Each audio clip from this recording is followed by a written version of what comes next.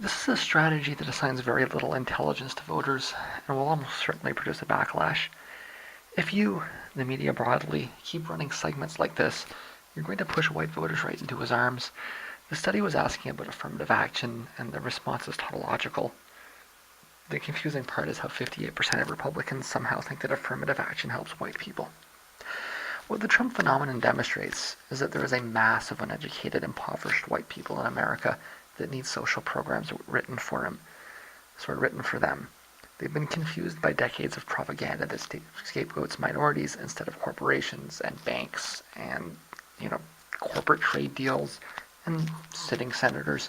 But by sitting there and pointing fingers at them and belittling them, you just come off as a bunch of smug upper class pieces of shit.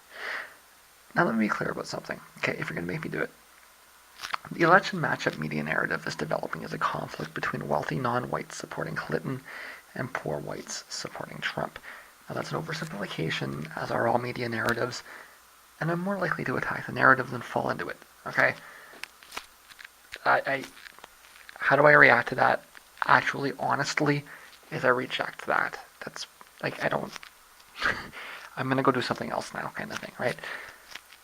And I'm a leftist, of course, so I understand what's happening. I'm inoculated from the groupthink. I'm not gonna get involved with this, right? But at the end of the day, if you push enough buttons, if you, rile up enough people, I'm not a wealthy non-white. I'm a poor white. Okay? And I may resist this, but I'm pretty strong-willed, and I have a pretty strong sense of right and wrong that's rooted in an ideological perspective of the world that is not the same as most people that are poor and white.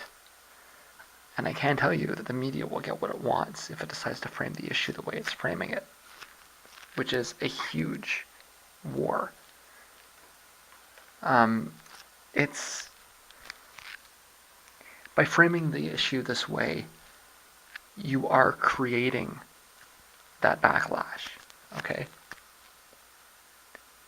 You should not see. This is a big danger in the whole critical race narrative. Okay. I've attacked the critical race theory narrative from a bunch of different angles, and this is what I don't think I've done a vlog on this yet, but this is what you're doing is you're giving white people far too much credit. Okay. And I mean that's what it does, right? What the critical race narrative does is it puts a hierarchy in place where you have this white upper class that's educated and controls all the money and everything else, and then you have this black underclass that doesn't have opportunities and everything else.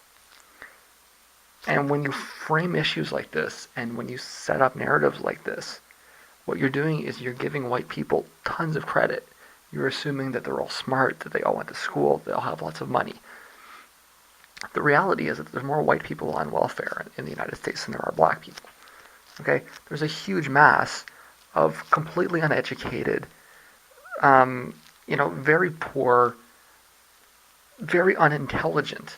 It's not just a lack of education, it's a lack of intelligence, right? These are different things, and you can, educate the stupid out to a point, but to a point you can't as well, because the culture is based on perpetuating stupidity, right? And there's this huge mass of them, okay? And they're not smart people. They're not wealthy people. They don't have inheritances. They don't come from wealthy parents. They don't have trust funds, okay? They live in RVs, or they live in, subsidized housing. They do carry weapons. They are involved in petty crimes. They do smoke crack, right?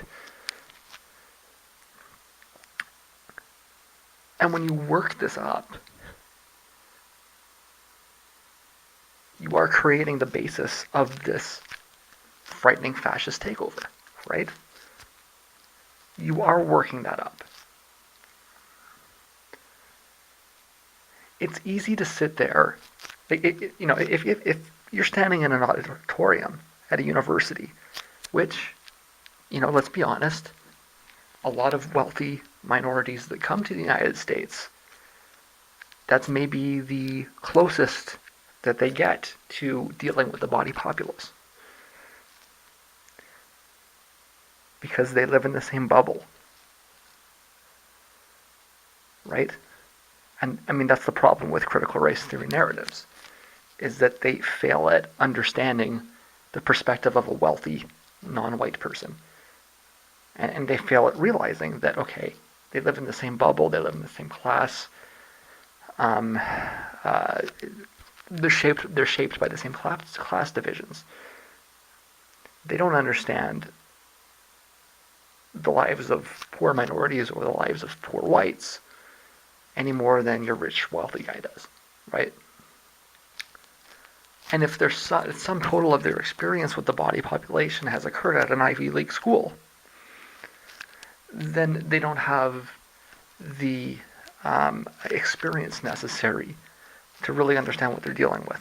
The closest that they have to that experience is watching news reports on TV, or dramatized conceptions in films, and they may even reject those dramatizations as fiction, right?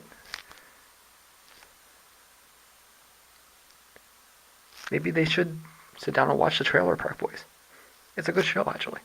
It's from Canada, so there's a certain level of nicety that you can take away when you want to apply it to West Virginia or Kentucky, right?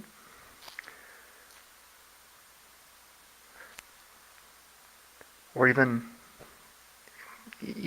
areas of Los Angeles.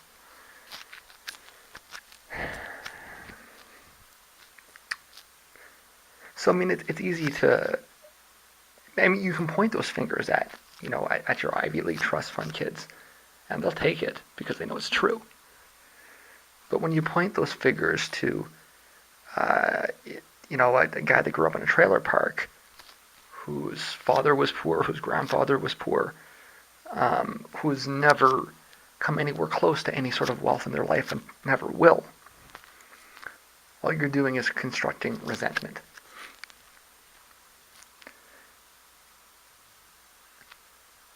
And the more you build that narrative, it's a self-fulfilling prophecy. So I think it's really important that the media doesn't do that. But if the media does do that, then that is what they're going to get. You will have this mass of impoverished white people blaming their problems on the Muslims or on the Mexicans. And the worst thing you can do is have a rich Muslim guy or a rich guy from a country that's mostly Muslim look down his nose at them and call them names and belittle them. It's the worst thing that you can do if you're trying to prevent what's happening. And the more you do that, the more you fight, the more you fuel it, the more you push it. And it kind of doesn't matter if you're right. Just don't do it. Right? And so I threw this Adlai Stevenson quote out. I don't want to send them to jail. I want to send them to school. And I think that that's really important in understanding how to deal with this. Not through attacking them or making fun of them, okay, but in realizing that, okay, this is a problem. And we need solutions. Solutions don't come in making fun of people or calling them names or looking down your nose at them. They come in coming up with programs and solutions. Because guess what? When you have a free market system without regulation, okay, the least capable do sink to the bottom.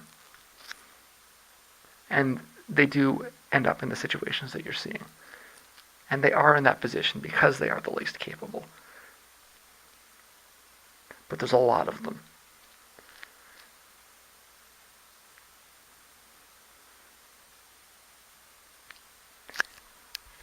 If you like the trickle-down system, if you like the class hierarchy, then that's great. but maybe you should be voting for the guy with the R beside his name. If you want to vote for the guy with the D beside his name, or the woman with the D beside her name,